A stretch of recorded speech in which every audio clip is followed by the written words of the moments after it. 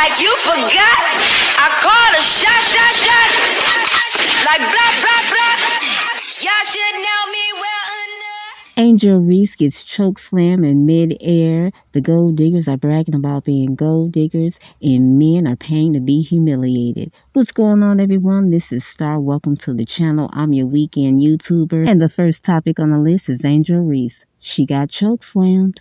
Am I surprised what she's going through? No. That jealousy and envy can get real dangerous and sometimes deadly. These women are tired of seeing Angel Reese brag about her Chanel collection on TikTok.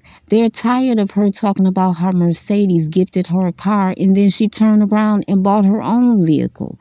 They sick of that shit. But to Angel Reese's credit, after she got chokeslammed, she didn't run to the bench and cry. She wiped her tears, jumped up, and got back to the game.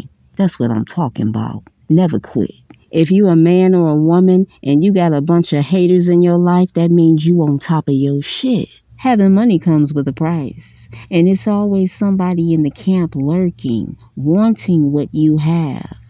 And some are willing to kill for what you have. Where I grew up, I will never forget a pregnant woman laying in the middle of the street with 8 bullets in her stomach. Why? Because another woman wanted her man. Welcome to the hood. It's a very dangerous world out here, and you gotta be on your toes like a ballerina. Yeah. I done got off track. Let me get back to Angel Reese.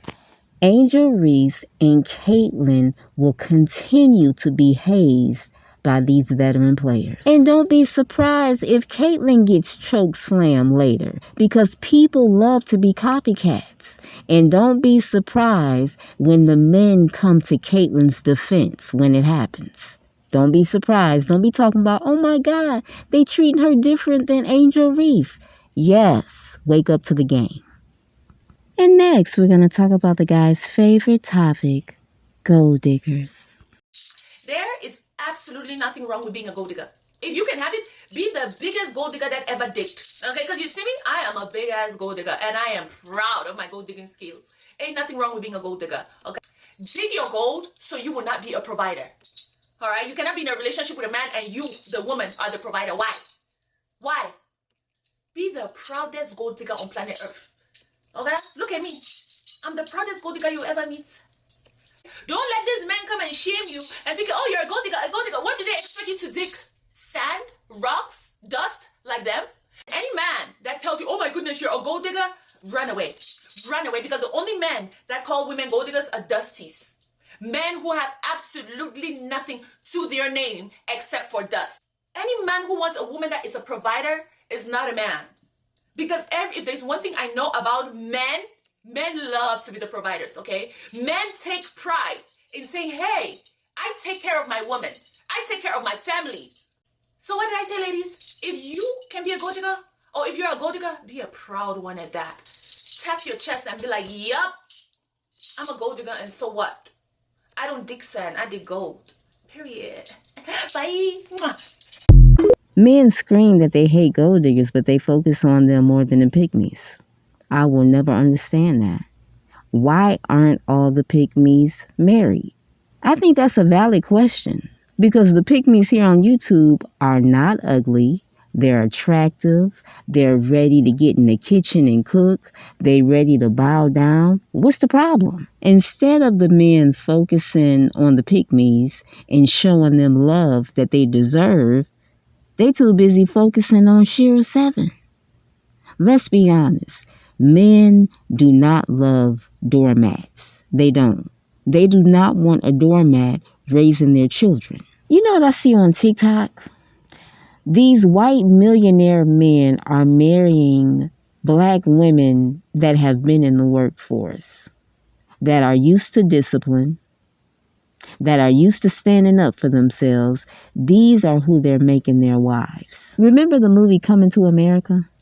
And the woman was hopping on one leg, barking like a dog. And Eddie Murphy looked at her and said, yeah, I don't want her. That's real life. They find it disgusting when women will do any and everything to be with them. They want a woman with some pushback. I found that out by mistake. I was dating a guy, and at the same time I was busy. So I was multitasking. At one point, he wanted to see me, and I told him, hey, I can't. I'm busy. Oh, you want a shopping spree? You need some money? Men get turned on when you tell them no, especially if the man has some money. If he has a lot of money and you're telling him no, he's not used to hearing no, so he's really intrigued by that. And then you got the sick rich guys. When you tell them no, it gets dangerous. When we as women put up boundaries, our friends and family do not like it. I've had people contact me saying, hey, I'm coming over to your house and I'm going to bring my overnight bag and stay with you 2-3 days. No, you're not. I'm about to go on a date. You better get out here and live. I used to be a people pleaser, but then you know what I found out? Other people weren't people pleasers. They had all kinds of boundaries up. So I said, okay, let me play the same game. People don't like it when you say no. People expect you to say yes to them every single time. But as soon as you ask them something, as soon as you ask them for a favor, it's no automatically. Isn't that funny? Anyways, let's move it along to the pastor who married an 18-year-old. When I saw this story, I didn't really have a reaction. You know why? Because where I live, I see this all the time. Not this big of an age gap, but I always see younger women, older men. Where I live, it's about the money, baby. It's about the Aventadors, the Phantoms, the going to the expensive restaurants. All the women have red bottoms and Chanel bags. It's very superficial. I was watching TikTok talk about the 18-year-old bride and how she's young and dumb. I don't think so. Not when all these young women are listening to Shira 7. I saw Shira 7 channel the other day, and it was a young woman that said she was listening to Shira 7 since she was 14, and she's now 24.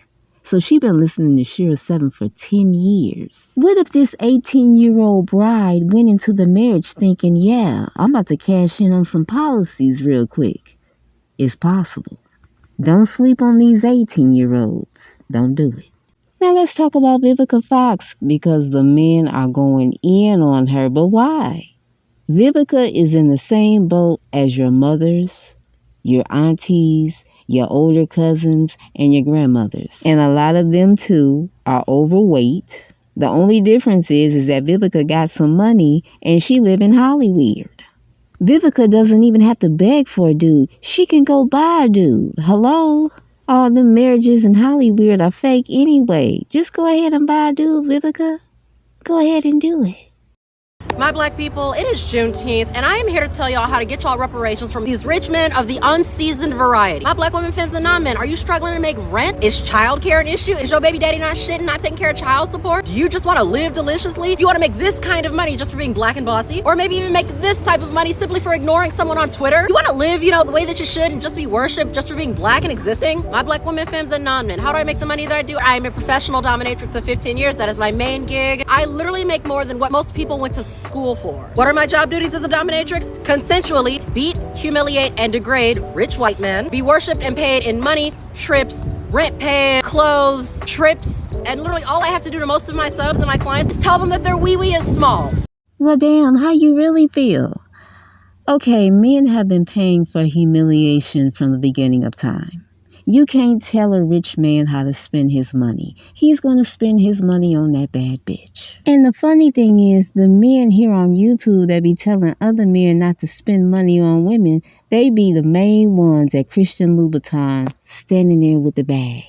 Just holding the bag. They can't wait till the end of the night so they can get some pussy. These men be spending money. They love Gucci, Fendi, Prada. They love these labels, okay? But they tell other men not to spend money. Now, the rich men that are making money off YouTube, they don't have time to be sitting listening to YouTube for 7-8 hours. They don't have time for that. They got to make money for themselves. They got to make money for their families. These men be discouraging each other to spend money on women. What do you want him to do? Spend money on another man? Make love to another man? Come on. It is not my business to tell a woman how to spend her money, who to spend time with, How much time to spend time with a man, that's none of my business. Let people live their lives the way they want to. These guys are like their grandmothers. They in everybody's business. In the front stoop, watching everybody live their lives. Get out there and live.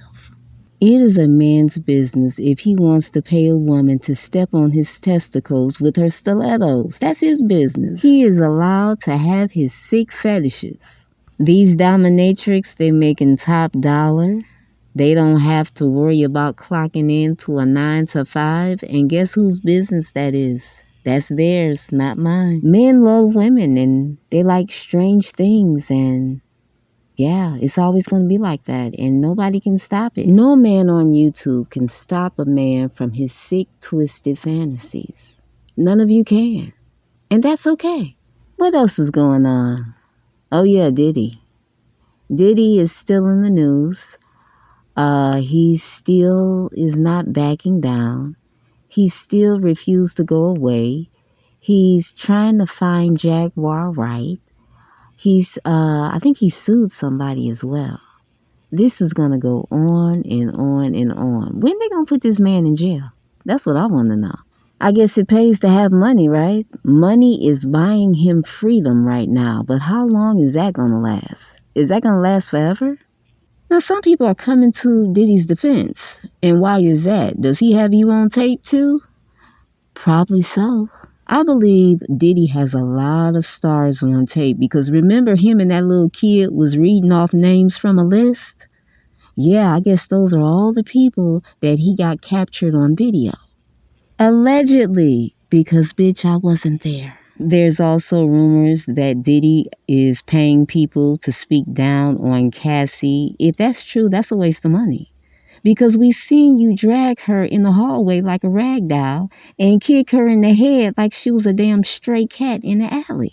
And you got some of these men taking up for Diddy. So when a man beats your daughter's ass, what you gonna do? High five him? Like, these men are sick out here. Or were they paid? They might be. I mean, Diddy got enough money to pay them all. And now they're saying it's a tape of Diddy essaying a man? I mean, when does this stop? No matter what Diddy does, these men are going to take up for him. And there's nothing we can do about it. Let them take up for Diddy. I mean, let them look crazy. Do you guys remember when the Asian woman that Diddy was dealing with did an interview and she said that Diddy stood between her legs and then jumped up and landed on her stomach? That is some demonic shit. She must have been pregnant. Is Diddy a monster? According to the videotape, yes. But bitch, I wasn't there. I'm Star. Thank you so much for coming to the channel. Good night.